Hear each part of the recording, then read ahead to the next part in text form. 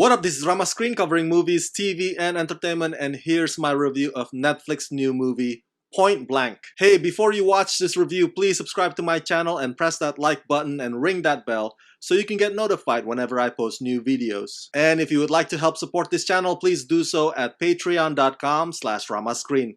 That's patreon.com/ramascreen. Let's rock this. As much as I like the two leads, Anthony Mackie and Frank Grillo, both of whom, by the way, have been featured in the Marvel Cinematic Universe, unfortunately, Point Blank is a low-rated thriller that is not well thought out. And this is the type of movies that usually go straight to Redbox. Point Blank has the exhausted, rundown plot of any 1990s cop crime drama. Take your pick. This really is a case of terrible script, bad directing, and poor editing. Funny enough, this is a remake. But having seen this one, I now have little to no interest in finding out whether the original was better or just as bad or even worse. Based on Fred Cavalier's 2010 movie, this new Point Blank is directed by Joe Lynch, starring Anthony Mackie, who plays Paul, an emergency room nurse, whose pregnant wife is kidnapped and held as collateral.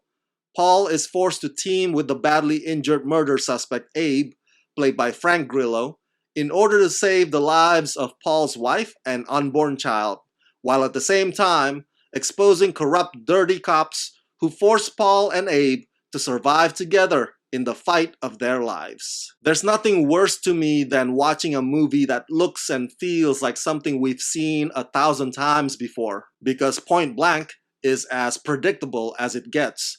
You can see every twist coming a mile away. And from the filmmaking standpoint too, it's just awful. Too much unnecessary blocking and editing that take the fun out of both the fights and the shootouts. And there's nothing elaborate about the way in which Paul and Abe eventually take down the bad guys. That's also another thing that's frustrating, when a movie thinks that it has pulled a fast one on you, but in fact, none of the characters are really that clever. There is, however, this one gangster character who happens to be a movie aficionado, and he fits into Abe's plan of the enemy of my enemy is my friend. I gotta admit, that gangster's movie knowledge makes him mildly entertaining, but still, he is not enough to make up for the excruciating 86-minute runtime. I think the tandem of Anthony Mackie and Frank Grillo is adequate. It certainly has potential, although it won't go down in history as one of all-time best cinematic pair-ups, because the fault mostly is not on those two actors. The material just doesn't measure up to their skills as action stars. On top of that,